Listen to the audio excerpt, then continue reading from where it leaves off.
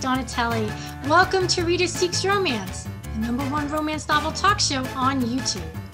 In today's episode, I chatted with author Rosie Danan, best known for her popular debut romance, The Roommate. Rosie visited the show to discuss her new romance novel, The Intimacy Experiment. She also shared the source of her relationship wisdom and answered questions in a fun segment called Intimacy Q&A. Enjoy, and be sure to like, comment, and subscribe. Hi, Rosie. Welcome to Reader Seeks Romance. Hi, thanks for having me today. It is a pleasure. Congrats on the recent release of The Intimacy Experiment. Thank you. And it includes characters from your first book, The Roommate. And after receiving so many accolades about your debut, what was your mindset going into writing The Intimacy Experiment? I sold The Roommate in 2018, believe it or not. And it was like fully written, like pretty polished. So there was a little bit of editing going on. And of course, the publication date for The Roommate was September 2020. So there was 18 months between when I signed this book and when it came out. So during those 18 months, almost immediately after I sold The Roommate, I started working on The Intimacy Experiment. So I actually wrote The Intimacy Experiment well before The Roommate ever came out. So I didn't necessarily know how The Roommate would be received at all when I was writing it, which again, I think is a blessing and a curse because it's hard to wait 18 months for a debut when you're like, any minute now, the book will be out. And then people are like, when can I buy it? And you're like, oh, actually, it's like basically 2 years. But in the sense that you get to kind of write without knowing what the reception is, I didn't feel like the second book had to live up to the first one or anything in the actual writing process.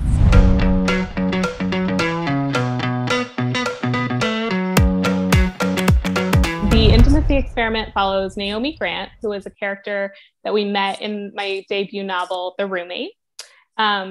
The Intimacy Experiment takes place 2 years after the events of The Roommate. So I guess it's a light spoiler for The Roommate, but Naomi Grant was one of the founders of a sex education startup, along with Josh and Clara, who are the protagonists of The Roommate. And she is somebody that has really loved getting to expand into education and leverage a lot of the experiences and knowledge that she has developed over the past 10 years of her life working in the adult entertainment industry in Los Angeles. And she actually has her master's. Again, if you paid attention in The Roommate, she was getting her master's during the course of that book in social psychology. And so she has, in the lead up to The Intimacy Experiment, been trying to break into live teaching environments. And she's running into a lot of difficulties because of her history with sex work. Higher education kind of is stigmatizing her and not letting her get roles. And so she goes to an educational conference, sort of accidentally starts publicly lamenting her misfortune here and how messed up the academia is. And little does she know, there is a hot rabbi in the convention audience who thinks to himself, well, I need to find interesting educators because what he's struggling with is bringing younger people into his synagogue. And so they strike up a deal to host a seminar series about modern intimacy and end up actually using that syllabus to guide their own love story. As you mentioned, Naomi teaches a series of modern intimacy classes, and she gives a lot of sound advice, which obviously, if Naomi's giving sound advice, that means you have sound advice. So what was the source material for the relationship wisdom that you impart in the novel? Yeah, I mean, I will say, like, I have my whole life been very interested in relationship dynamics. Obviously, like, I love romance novels, I love romance stories, but even beyond that, I'm interested in sort of like the psychological dynamics between friends. Always been super interested in like the impact of things like technology on intimacy. So I feel like what you're looking at in the book is like a lifetime of me gobbling up like any articles or books or videos about those dynamics. And like, I have a bit of a psychology background in terms of my education. So some of the things come from that. But I think if you're reading Naomi's advice, a lot of it is lived experience and then a layer of analysis or reflection. I dated in New York City in my 20s, and that I think is like the ultimate battleground for singlehood and trying to like understand dating dynamics, because it's like a competitive sport, basically. What influenced your decision to write 2 novels in which you've made sex workers the romance protagonists? Yeah, I don't know that it was like that much of a conscious decision of like, this is going to be like a series idea. Mm-hmm. I have talked about it in the past, but the way that I got the idea for The Roommate was basically, I was a huge historical reader, huge Regency reader. I still am. And I kind of wanted to play with one of my favorite Regency tropes of lessons in seduction between a rake and a blue stocking. But I wanted to make that a modern contemporary like update to the trope. And so that was when I first started thinking about, you know, there is some overlap between the archetype of the historical rake, somebody who's really confident and experienced when it comes to sex. And then Clara obviously is an art historian with a doctorate, and you can kind of see the blue stocking tendencies in her, I think. So I developed The Roommate in service of wanting to play with this trope that I loved and make it modern and give Clara the opportunity to sort of like reclaim lessons in seduction as a female empowerment journey.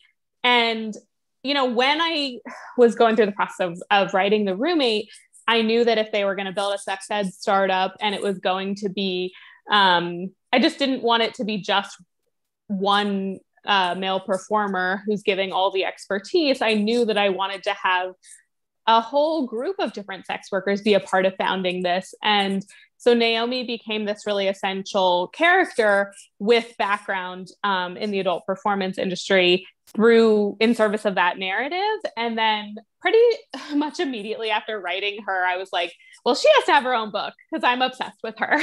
And so then, you know, it made sense to just continue her story. And that's kind of how I ended up with these 2 people that have sex work in their past and can honestly, they don't really leave it, because Shameless is very much built as a community that is meant to help adult performers and the people who are supporting them in other parts of production and all of that stuff to escape some of the difficult portions of the industry where there are monopolies and there are unsafe working practices and things like that. So yeah, it kind of came about more organically than me saying, this is something I need to tackle. Got it. Well, that's so interesting. I'm glad I asked that. A romance novel that I remember reading kind of furthest back is Joanna Lindsay's Love Me Forever. Like, it has some old school elements that don't necessarily play as well nowadays. It's got like a Scottish love interest, like a Highlander, and like an English woman. I always love a heroine who is kind of like unassuming at first, and then that's very much the setup of this book. Like, the Highlander is there and he wants to marry this other woman.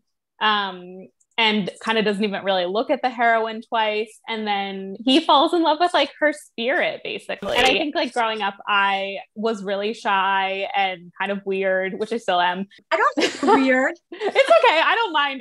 Like, as an adult, it's like, I can embrace it. So I always liked when there was a heroine that wasn't like the most, you know, I think sometimes in old school romance, you get like the heroine is like the pinnacle of beauty and her like purple eyes are sparkling and stuff. And you're like, okay, well, I can't relate to that.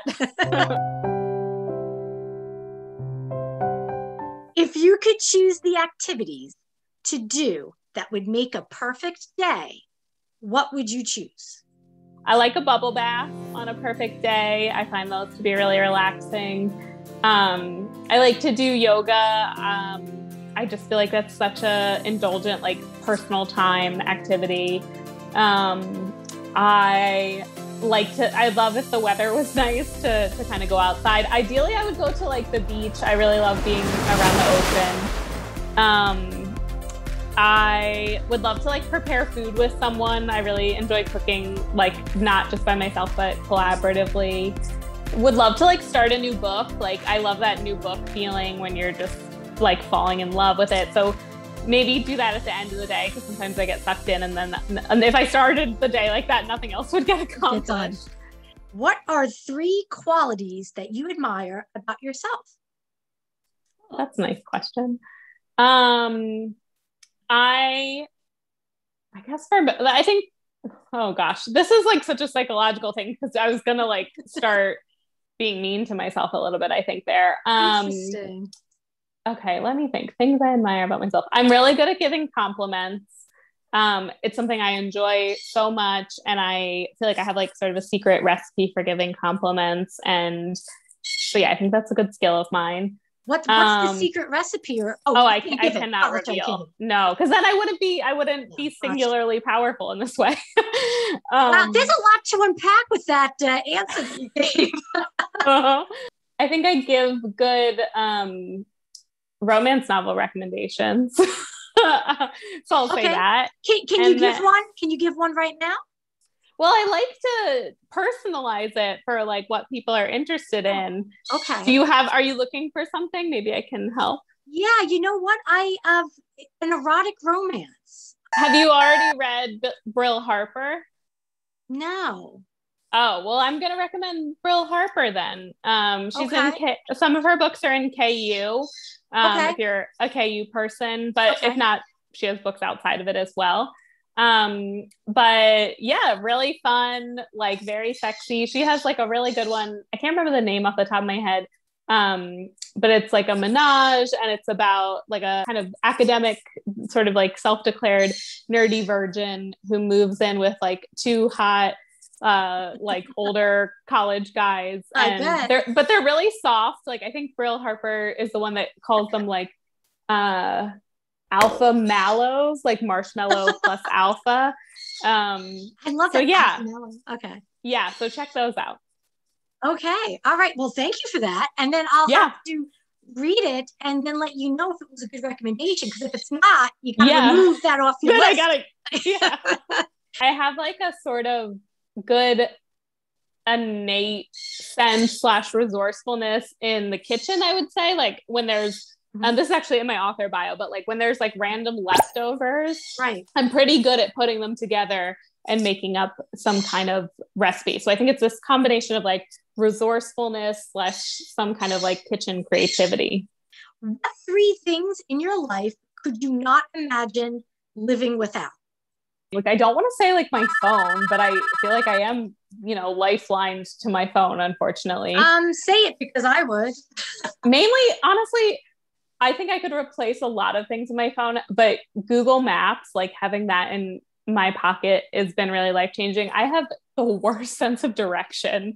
So I don't know, I'd be like in a hole somewhere if I didn't have that. So unfortunately, I'm missing my phone. I really am kind of old school. I like cookbooks. So there's Samin Nosrat has this like revolutionary cookbook called, you probably heard it, it's super popular, Salt, Fat, Acid, Heat. Yes. And I'll put that on my like sort of desert island list here. And then I have this robe that my grandmother made for me when I was 13 that I still wear. So I'll say that would be hard to part with. I'm going to have fun putting graphics for everything you've said, because I do graphics. Well, you can picture me, like in the robe, cooking while looking at Google Maps on my phone. I'll do it. Turn right, turn left. Well, all wonderful answers, Rosie. You've been an absolute delight. I'm so excited to have gotten a chance to chat with you. Thank you for taking time to join me on Reader Seeks Romance. Yes, thank you. Really thoughtful questions. I super appreciate that. So thanks for having me on.